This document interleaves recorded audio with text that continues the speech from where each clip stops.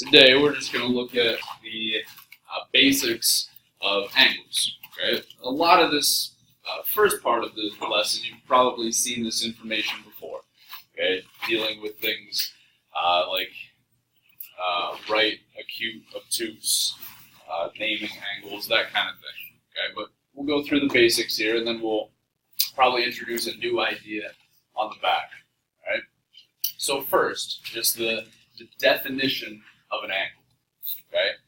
If two non-collinear rays have a common entity, they form an angle. Okay, that's our definition of an angle. So there's a couple of vocab words in that we should unpack. So first, what does non-collinear mean? Not on the same line, right? Not on one line together. So this is saying two rays that are not on top of each other. Well, what's a ray? A line with one thing on it. Arrow. Okay. Yeah. The sides of angles are rays, but they don't have to be the side of an angle. Right? So what we're going to say for our definition of a ray is a line that extends forever in one direction.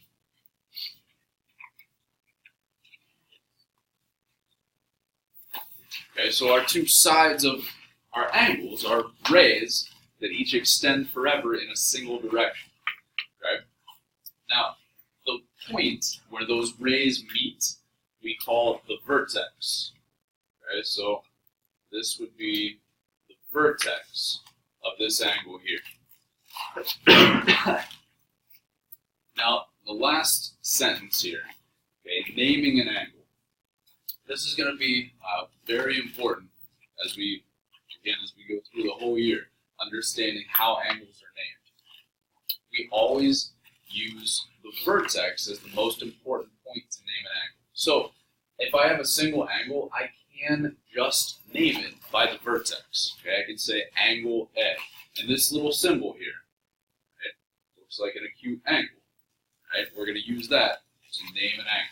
Right? Just like we drew a line over top of 2 points to name a line, this symbol right here is how we are going to name an angle. So I can call this angle A, or, and this is more common, I can name it using 3 points. But notice, when I name it using 3 points, the vertex always goes in the middle.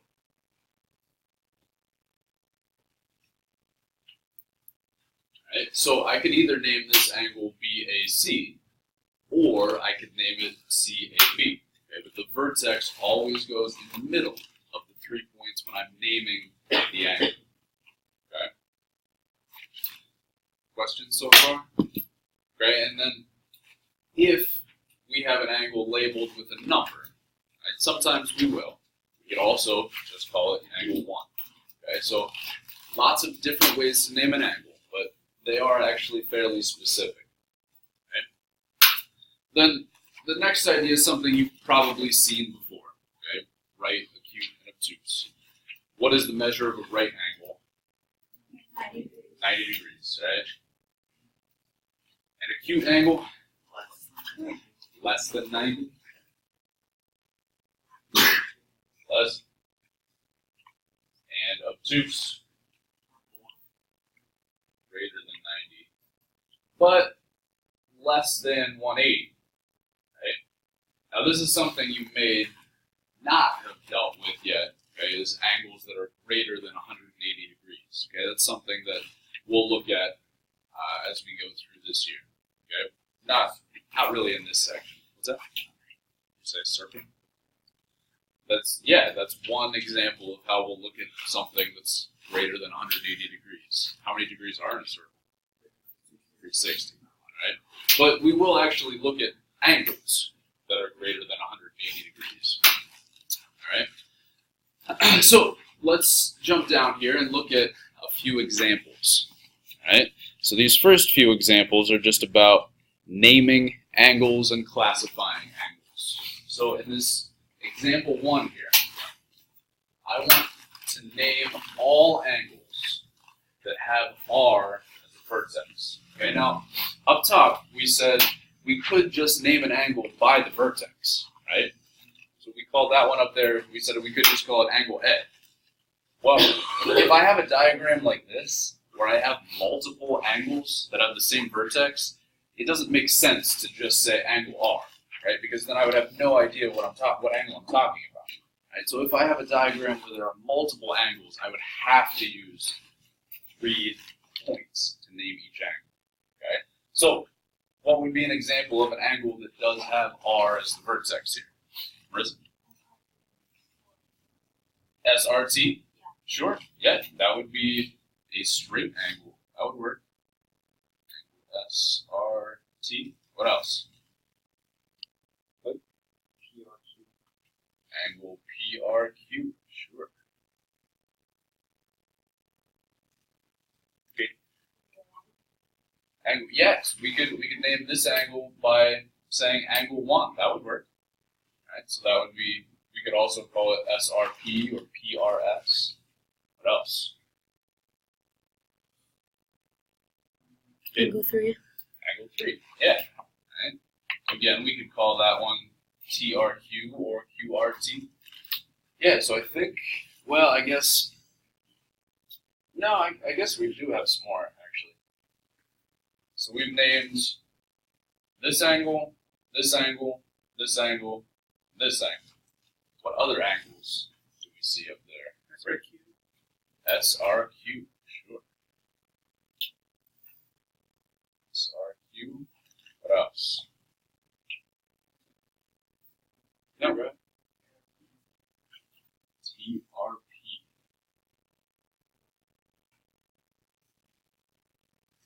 Okay, so you guys were able to recognize those extra ones right off the bat, right? Sometimes it's difficult to visualize, even though this looks like a combination of 2 angles, it is itself just one angle, right? We can just think about SRQ or TRP as a single angle, all right?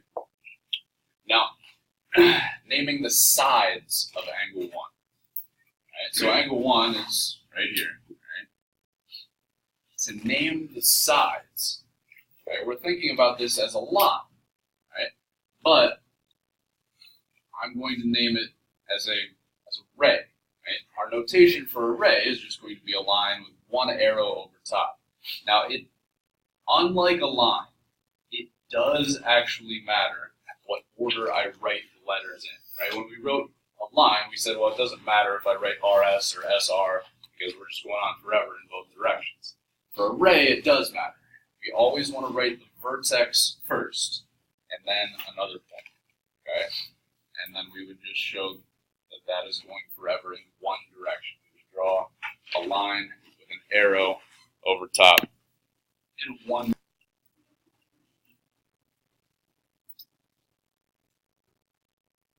Oh, yeah. So this is just one side. Then we'll also name the other side. So how would I name the other side? RP. Right. And so it might be a good idea to make a note that the vertex always goes first when naming a ray.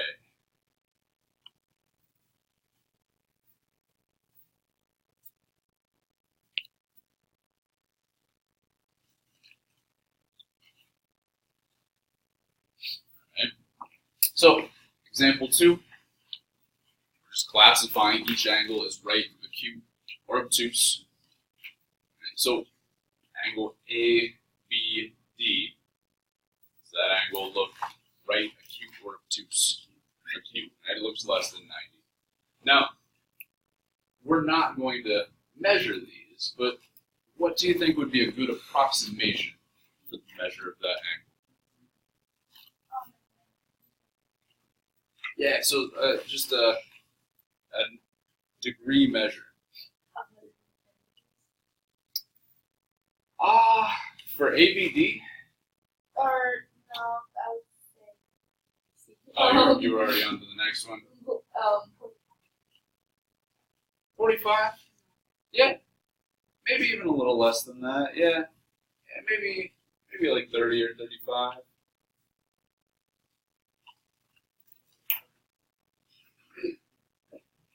Alright, so the next one then, DBC, acute right or obtuse. It's obtuse, right? And then Katie already gave us probably a pretty good estimate, maybe like 110 degrees for that one. And the last one, EBC, that looks right. And all right angles are 90. Alright. Good so far? Alright, so let's just take a couple of minutes and jump down to these exercises. And I'll give you guys a couple of minutes to try these.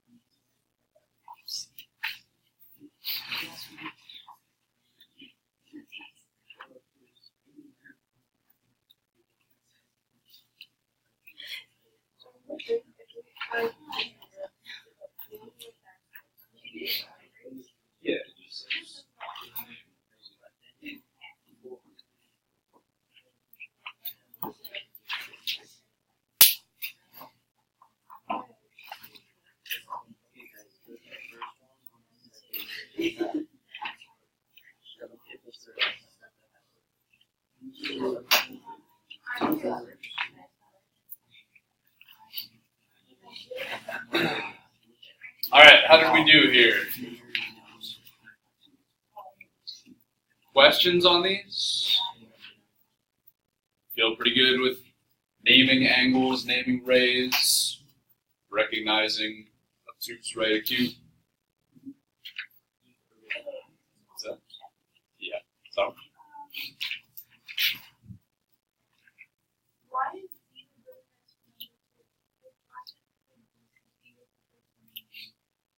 So whenever we name an angle, the middle letter is always the vertex. So that angle, B, D, C. We're looking at that angle right there. Any other questions? let's flip over to the back then. Okay, a little bit more vocab back here.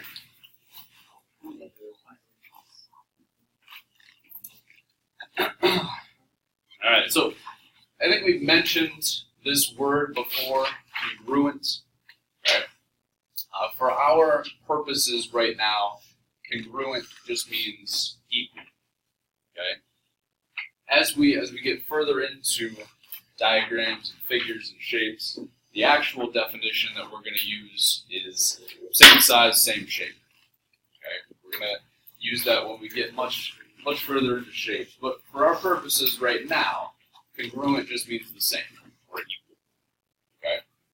So you can make a little note if you want. Same or equal. So angles that have the exact same measure are congruent angles. Now, what we're going to look at here, okay, is something called an angle bisector. Right? What does bisect mean? To take apart.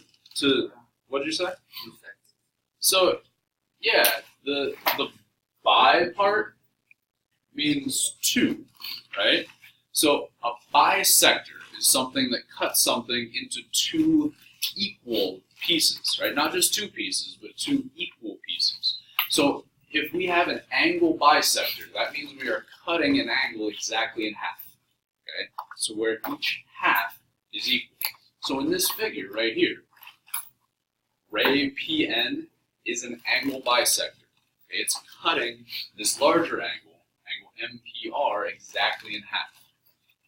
So I guess two things out of this. One is this notation in the diagram. If I draw the same number of arcs in two different angles, that means they're congruent. That means they have the same measure. Okay? We looked at an example a few sections ago where we had like two line segments.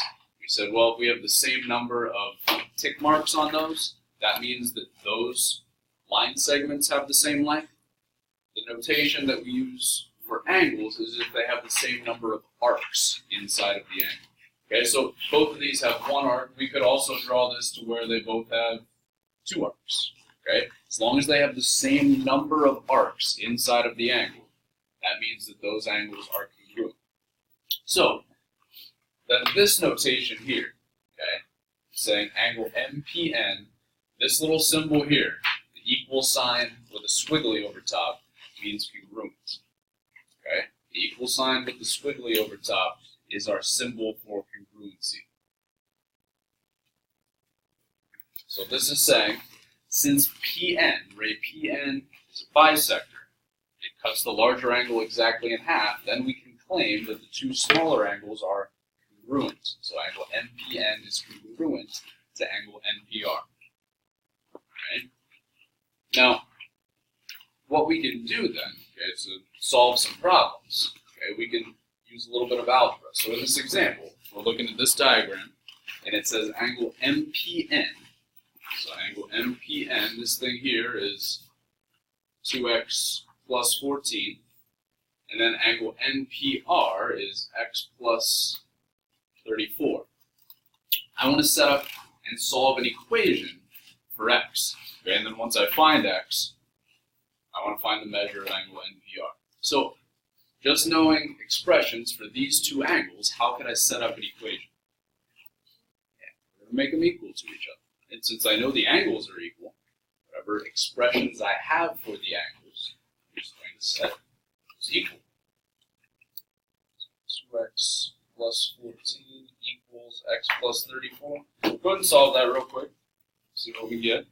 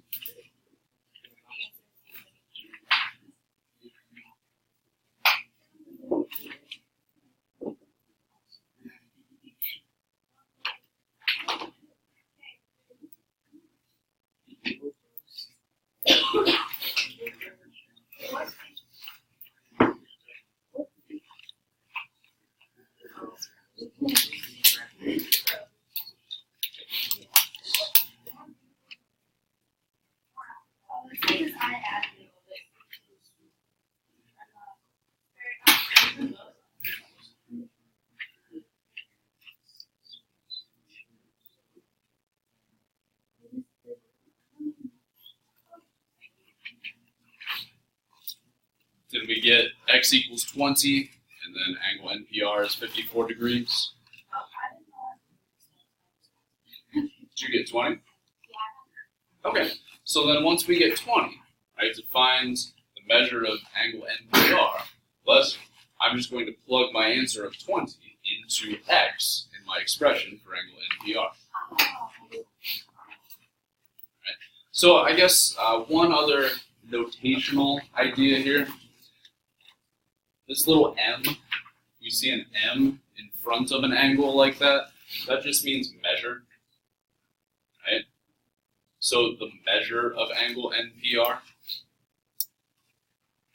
If we see an m in front of that, meaning measure, our answer should be a numerical answer, right? If we're talking about the measure, right, we should get a number. If we're just talking about the angle itself, okay, we're just talking about the geometric figure, right? So in this example here, and I mean, I'll harp on this a lot more as we go, we can say that two angles are congruent. We can say the measures of the angles are equal. So if I'm just talking about the angle itself, or the geometric figure, we would say they're congruent. If I'm talking about their measures, okay, the numerical values of their measures, I would say they are equal. Okay, so geometric figures are congruent. Numerical values are equal. So,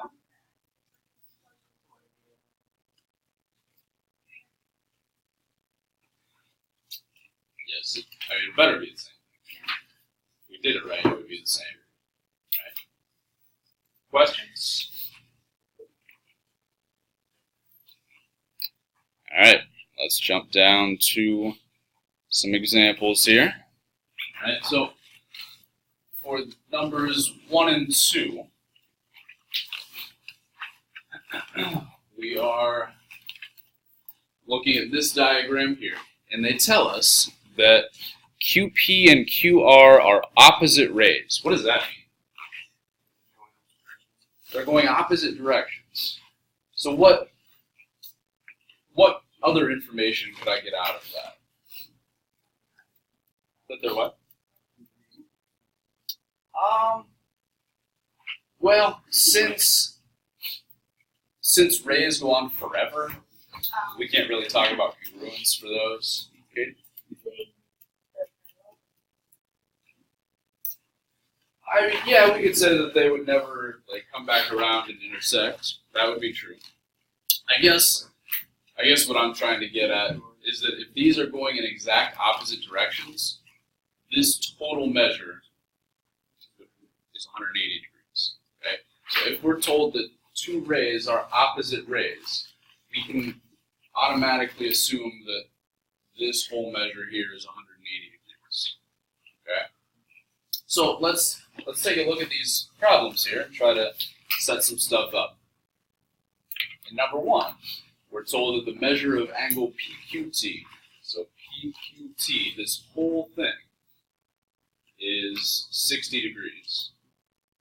And then I'm told the measure of angle PQS, so this piece right here, is 4x plus 14. Just from that information, I want to figure out the value of x. I guess we are also told that QS bisects angle PQT. Right, so if QS bisects angle PQT, I can say that these two angles are congruent. Right? So I'll draw two little arcs in this one and two little arcs in this one to show that they're the same. So from this information, right, we've got this angle, PQS is 4x plus 14, and then this larger angle, PQT, is 60 degrees. How can we set up and solve an equation here?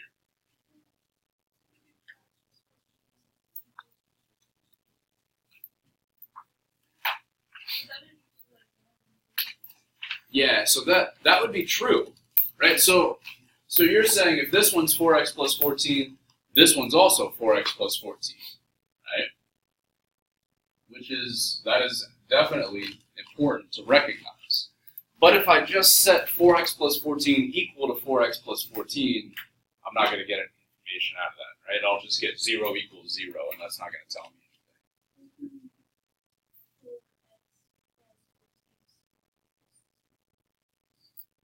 So close. Not squared. Times 2. Yeah. So another way, right, we could write that times 2, or we could just say 4x plus 14 plus 4x plus 14 equals 60, right? Or we could say 2 times 4x plus 14 equals 60. Either way. I'm going to write it as 4x plus 14 plus 4x plus 14 equals 60.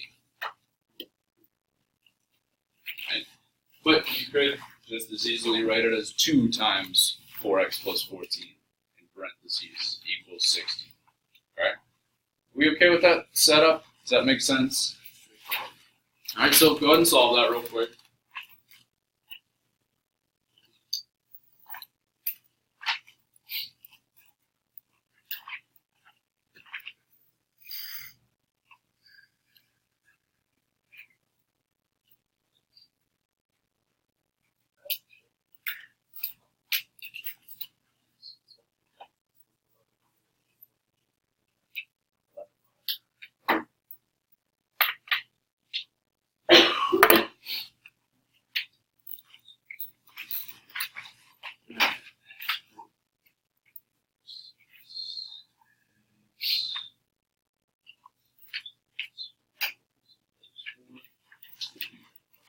We get 4? Alright. Questions on these ideas? Rocky?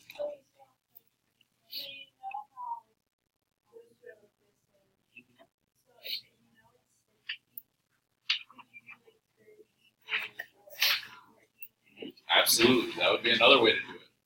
Right? If I know the whole thing is 60, well, I could also break this 60 down and say each of these pieces would be 30. And then just say 4x plus 14 equals 30. Right? We'll get the same answer. We'll get x equals 4. Okay? Okay with that? Alright. So let's take a few minutes here. You guys start working on the next few of these. Okay, now number 2 has nothing to do with number 1, right? So we can erase the 4x plus 14s and the 60s. Okay, the only information that would stay is that these 2 pieces are still congruent, right? The 2 smaller angles are still equal because QS still bisects angle PQT. Okay, so go ahead and start working on the next couple of these here.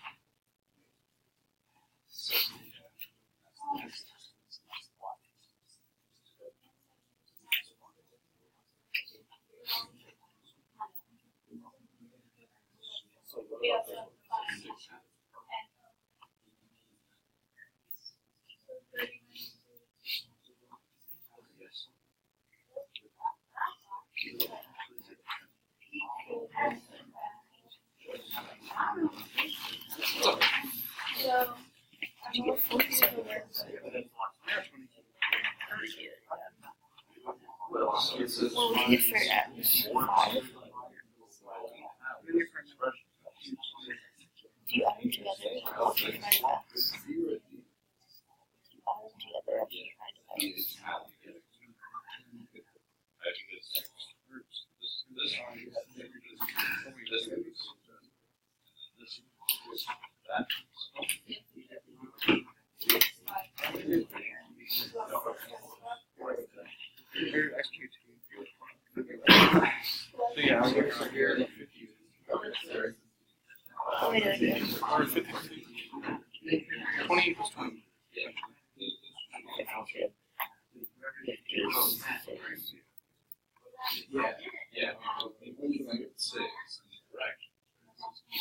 Oh, the morning comes up away.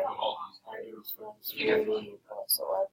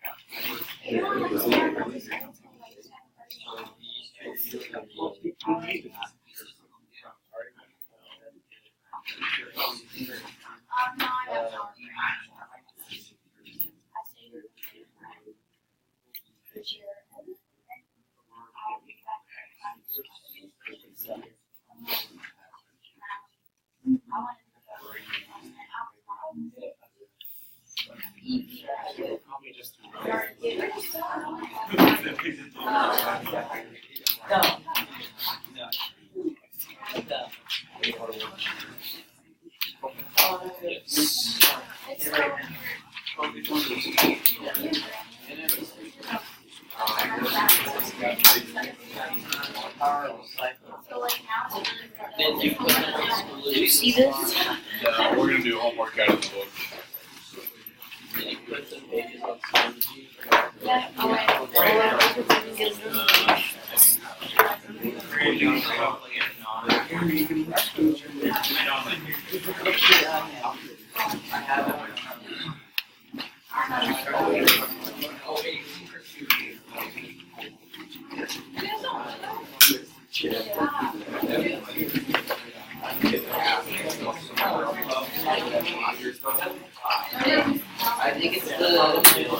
Alright, for number 2, I think our setup should be just to set these equal to each other, right? Solve for x, and then if we want angle PQT, well that's the whole thing, right? So once I find x, I think we get x equals 5. Yeah. So once we get x equals 5, we can plug that back into each piece and then add them together. Or we can just plug it into 1 and multiply it by 2, right? Because they're going to be equal to each other. Okay, so a couple of different ways to solve that one. Questions?